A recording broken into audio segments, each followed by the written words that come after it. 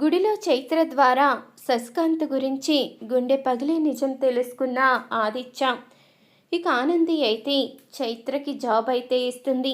చైత్ర కూడా చాలా సంతోషపడిపోతూ ఉంటుంది.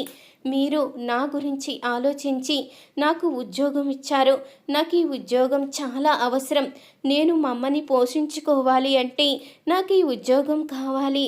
మీరు నన్ను అర్థం చేసుకుని మీ వాళ్ళందరితో పోరాడి ఉద్యోగం ఇచ్చారు అంటూ ఎంతగానో ఆనందపడుతూ ఉంటుంది. ఇక ఆఫీస్ నుంచి ఆనంది ఇంటికి వెళ్ళిన తర్వాత ఆదిత్యని అడుగుతూ ఉంటుంది. మీకు నా మీద కోపం వచ్చిందా?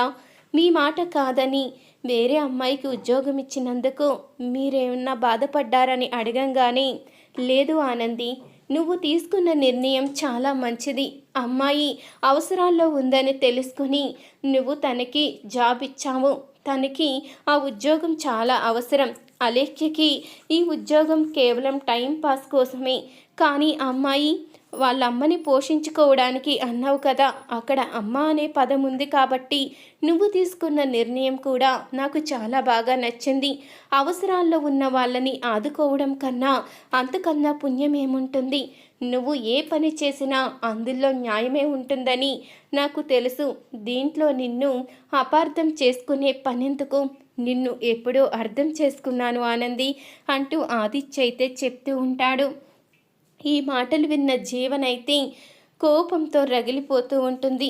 నేను అనుకున్నది ఒకటైతే ఇక్కడ జరిగేది ఒకటి జరుగుతుంది.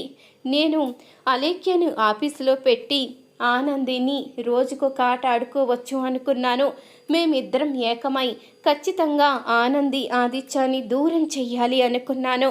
కానీ నేను అనుకున్నది ఏదీ కూడా నెరవేరలేదు. నేను వదిలిపెట్టేదే లేదు.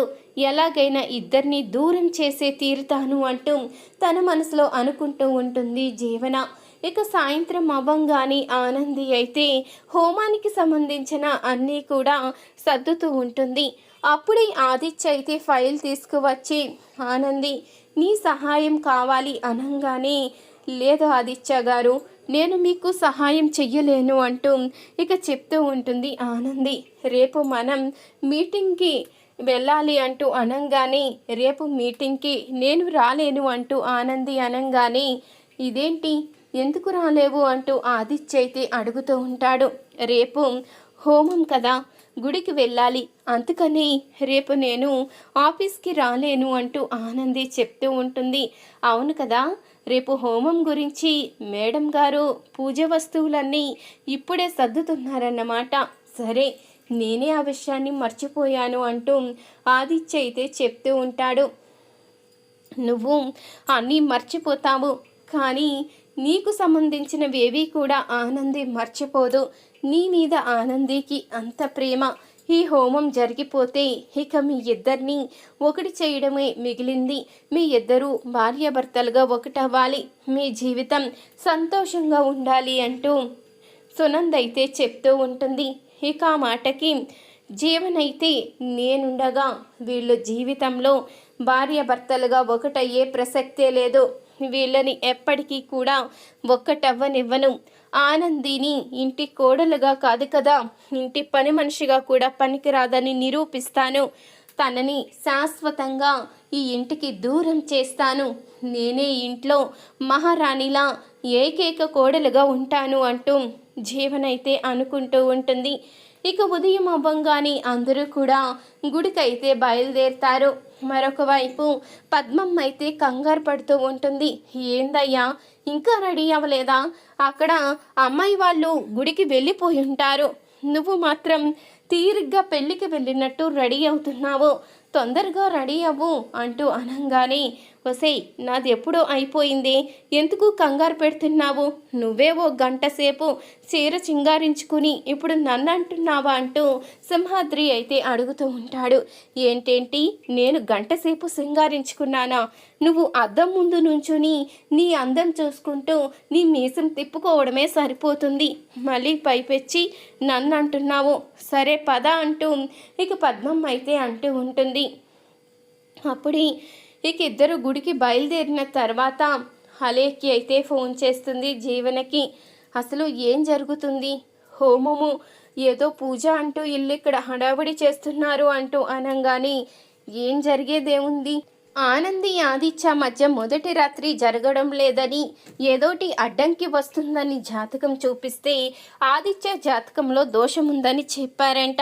ఈ హోమం జరిపిస్తే వాళ్ళిద్దరూ భార్యాభర్తలుగా ఒకటవుతారని చెప్పడంతో ఈ హోమం చేయిస్తున్నారు అంటూ జీవన అనంగానే, ఆ హోమం ఎలాగైనా ఆపే జీవన.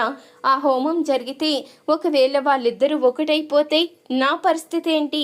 ఆదిత్య లేకుండా నేను బ్రతకలేనని నీకు తెలుసు కదా అంటూ అనంగానే, ఆపుతాను, నువ్వు మాత్రం అక్కడ కూర్చుని చోద్యం చూస్తూ ఉండు, ఇక్కడ నేను ఈ హోమం ఆపడానికి ప్రయత్నిస్తూ చెంపదెబ్బలు తింటూ ఉంటాను అంటూ జీవన అయితే చెప్తూ ఉంటుంది.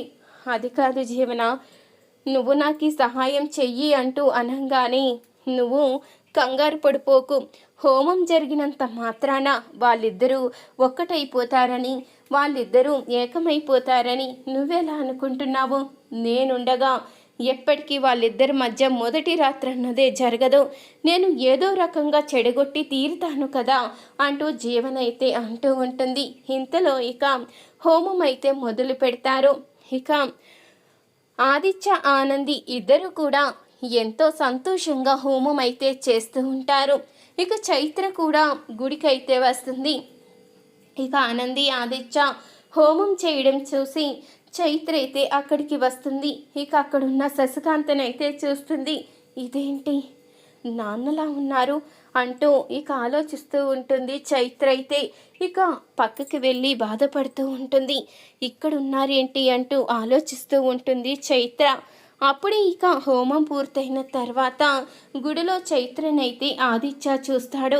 నువ్వు ఆఫీస్లో కొత్తగా జాయిన్ అయిన చైత్రవి కదా, నువ్వు ఇక్కడున్నావేంటి, ఆ కన్నీళ్ళేంటి అంటూ అడుగుతూ ఉంటాడు ఆదిత్య అయితే.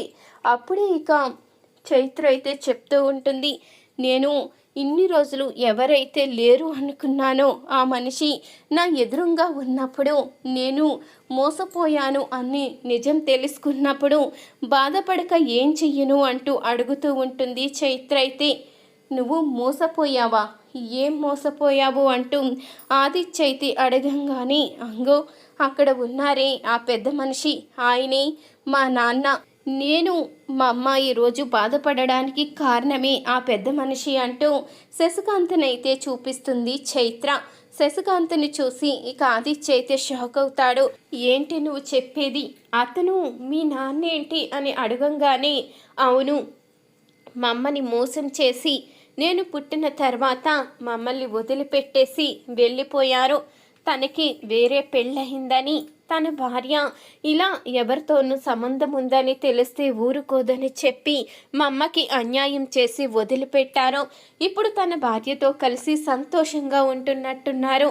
కానీ నేను ఎలా ఉన్నాను, ఏం చేస్తున్నాను, మా అమ్మ ఎలా ఉందని ఎప్పుడూ కూడా పట్టించుకోలేదు. నాకు జన్మనిచ్చిన తర్వాత నా బాధ్యత తనదని మర్చిపోయినట్టున్నారు. మేము ఎలా పోయినా పర్వాలేదు, తన మొదటి భార్య, తన కుటుంబం ఆనందంగా ఉండాలని కోరుకుని మా జీవితానికి అన్యాయం చేశారు. ఇప్పుడు ఈ గుడిలో ప్రశాంతంగా దర్శనం చేసుకుని జాబ్లో మొదటి రోజు జాయిన్ అవుతున్నాను కాబట్టి ఆనందంగా ఉండాలని అనుకున్నాను. కానీ నా ఆనందమంతా ఆవిరైపోయింది.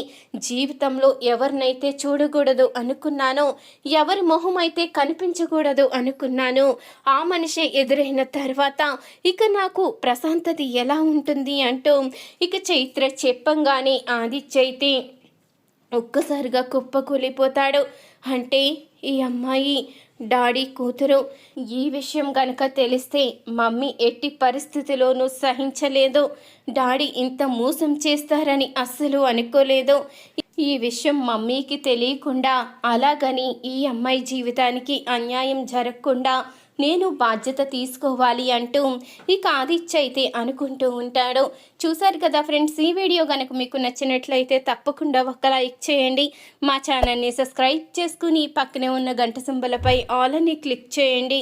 అప్పుడే మేము పెట్టే ప్రతి వీడియో మీరు మిస్ కాకుండా చూసేవచ్చు.